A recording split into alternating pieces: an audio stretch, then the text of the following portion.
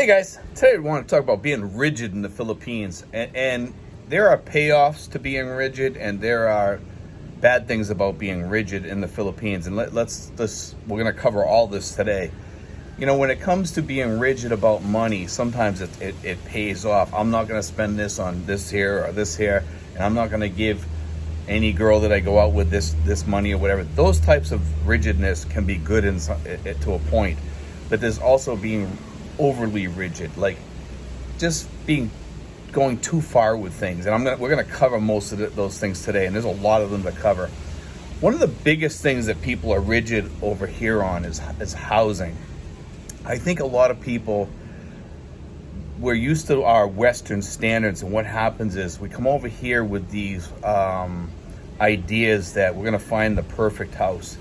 Now, the place where I live, most people would look at it and probably pass it over and say, well, I don't, this place here, it's nice, it's kind of quiet, but there's a lot of neighbors around here. But actually, my house is probably one of the most quiet homes you could find because it's at the end here. There's no noise. The neighbors are all decent. There's not too many roosters around. I don't get woken up by roosters at all here. There is a rooster that passes by here at around 8 a.m. in the morning. That usually doesn't bother me too much, and he doesn't really make a lot of noise. As far as karaoke and noisy neighbors, we don't really have that much of a problem here. I live right next to the mayor. The mayor is a pretty good, decent neighbor. Maybe 2 or 3 times a year she has something going on over there with like a party for somebody or whatever, and that's to be expected. You expect certain things to go on in your neighborhood once in a while, and that's fine. It really doesn't bother me. And pretty much everybody else around here is very quiet. But when people look for homes over here and they go up to these people here, they go up to people that will help them find properties, either a real estate agent or somebody that does rentals, whatever. And they say, this is what I want. I want a place with no roosters, no dogs, no karaoke. I want 3 bedrooms, and all the bedrooms have to have their own separate bathrooms. I want it on 1 floor. I don't want 2 floors. I want parking for 3 cars. And they keep going on and on and on. We want good water pressure. We want this. We want that. I want hot water. I want a hot water system, hot water tank. Things that are almost impossible to get over here or really hard to find. And some things, when you move in, you're going to have to put in yourself. I made my place the way I like it by putting in my own AC, which is right above me right there. When I put that in, the newest one that I put in actually saved me some money compared to the older one that I bought. I had an old Carrier in there. It was a 1 horsepower, and it was a workhorse because it was always on because it wasn't really enough power to do the whole house.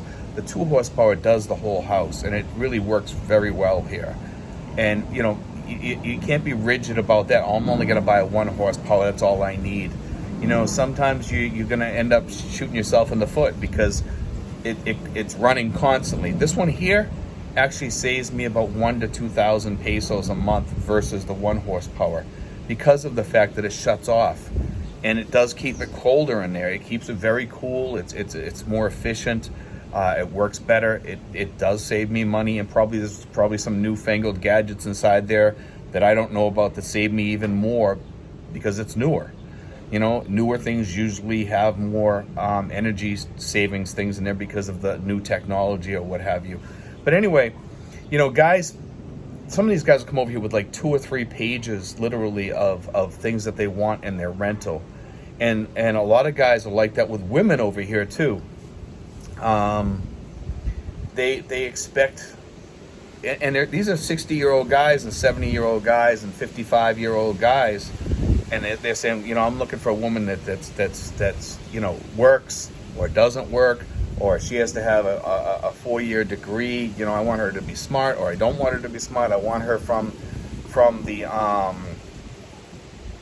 provinces.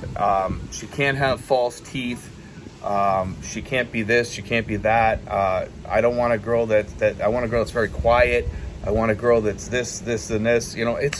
It's the things that guys want. They're so picky and rigid with their qualifications, both on rentals and women. It's crazy over here sometimes because you have to kind of be less rigid when you look about looking for women and looking for rentals over here. And I hate to put them in the same realm because they're really not. But I wanted to talk about rigidity, because rigidity over here with old guys, they're pretty stuck in their ways. Let's face it, us old guys are kind of stuck in our ways. What we want is what we want. We don't want anything different. And in order to be a success over here, you got to kind of be less rigid. You know, I was very lucky with the girl that I'm with now, that I found her, and I actually found her by accident, you know, and she's a really, really nice girl. And she did fit all my qualifications that I was looking for in every way, shape, and form. And I was actually quite surprised by that. And I've been with her now for about over 6 months now. And she is a really decent person. And sometimes just by accident, you will find the person that you're looking for. And you'll be like, wow, this girl does fit my bill, you know. And some people get lucky, but the more rigid you get and the more qualifications you throw out there, and you really shouldn't set any. Just try to see what fits you and see what you can tolerate. And sometimes you have to tolerate certain things in people, because if they fit your bill pretty much, and there's like 2 or 3 things that they don't, maybe you might want to learn to deal with that, because that's pretty close to what you want. And it's the same way with housing, you know, or you know, if you're looking for a place and yeah, well, maybe it's in a decent neighborhood, but you know, there's a guy down the street and he's got a couple of roosters and he's like 3 houses down. You know, are you really going to hear those roosters that much in the morning? Probably not. You can get a white noise machine and get rid of some of that noise, although roosters kind of come over that white noise a little bit. But there's ways of working around things for sure. And I always tell people, you know, just don't be too rigid. The guys across the street here, they've always had problems with noise over there. And it's funny because it's right across the street, and down back here, it's really super quiet. And some of them have actually gotten used to the noise over there, and some of them, the noise is kind of tamped down a little bit because they've made complaints to the landlord. Some of it is some of the people over there, they're up till 2 in the morning or whatever. And that can be a problem when you hear people talking outside your door or whatever, and they're your neighbors and they're out there chit-chatting and laughing and giggling and stuff, and it's right outside your window. That can be a problem, you know. And you know, sometimes you just have to, it means you just have to talk to people. Say, hey, listen, I try to sleep at night, and at 2 a.m. in the morning you're outside my door. Can you guys go someplace else, maybe sit out by the street or something? Because you could go sit out by the street, there's seats out there and stuff, you know. It's just a matter of telling people sometimes to fix things. And that's part of, you know, when you're rigid, sometimes you can fix some of those things just by talking to people. Or, you know, we used to have dogs over here. A lot of them. There was some people down below that had a lot of dogs. And after a while, I talked to them and asked them if they could get rid of the dogs. And they actually did. And I actually gave them some money, to, you know, afterwards. And I don't mean that they killed the dogs or something. They just gave away all the dogs, and which was really nice. And it made this whole section in here into a beautiful area here. Sometimes it's just a matter of talking to people and being friendly with them and becoming their friends versus going down there and yelling at them and becoming enemies. And not to say I didn't yell at them, because I did a few times, you know, and it was like at 2 a.m. in the morning. And I was a little bit cranky at 2 a.m. in the morning because of the dogs. But I mean, we ended up being pretty close friends afterwards, you know, and sometimes it's better to be at peace with people than it is to be enemies with people. And when you talk to people friendly, you get more done that way. I've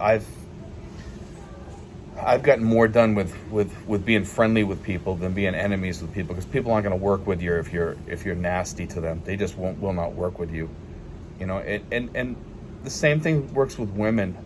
When you're dating people around here, make sure you give people a fair chance. You know, a lot of guys around here, well, you know, I don't want to be around you because, you know, you don't fit my bill. I don't, you know, it's just, you don't fit me, you know, and you're always asking me for money. Well, talk to her. Maybe that'll change, you know, or maybe she is pretty money hungry and maybe you do need to get rid of her, you know. That's something that you have to consider on your own. And, You know, remember, rigidity can be good for budgets and stuff like that. Rigidity has its place in the world, let's put it that way. For budgets, you know, if you only got $2,000 a month on your budget, you know, you got to be pretty rigid and stick to that budget, especially for guys on smaller budgets, because it you know, and you don't have any extra income coming from anywhere, or you have to dip into your savings or something like that. You don't want to do that. You want to make sure you always have that savings. So being rigid, there's times to be rigid and there's times not to be rigid.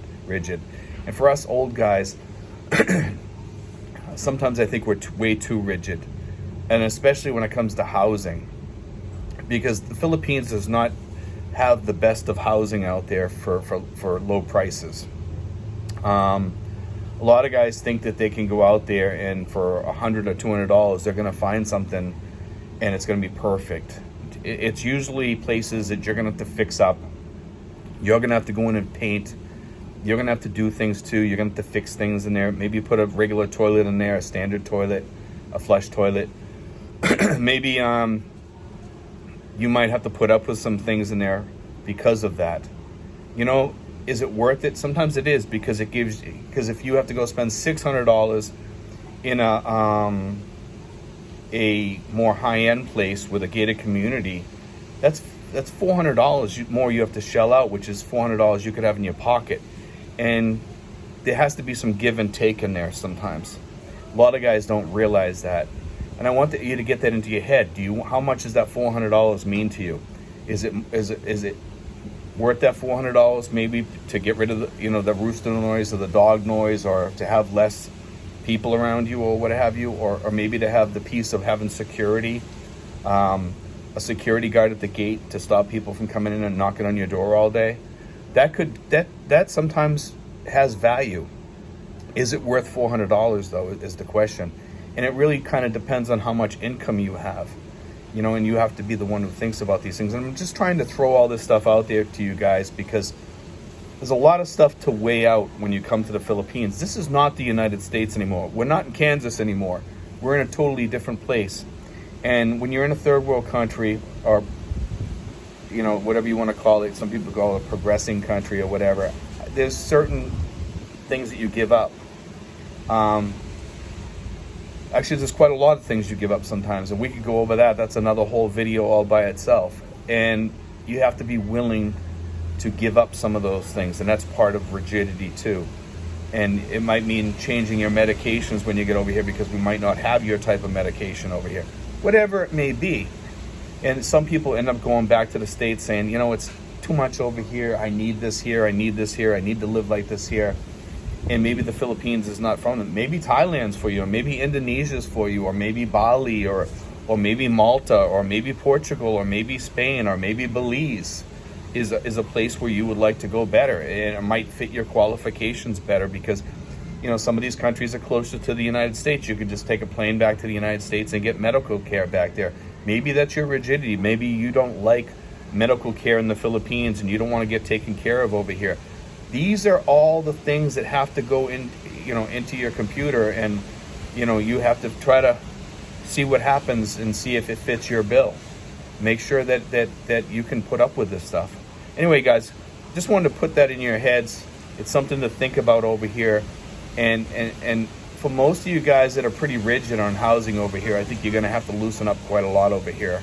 I myself, I feel better here in the place that I live at right here than I ever did in any of the homes that I had back home, for peace, for quietness, and for a lot of other things. I love my home here. Yes, it's $80 a month, 4,000 pesos, and I love it here because of the peace. I'm sitting out here in the sun right now, and what more could I ask for? God bless, guys. Take care. I hope you enjoyed today's show.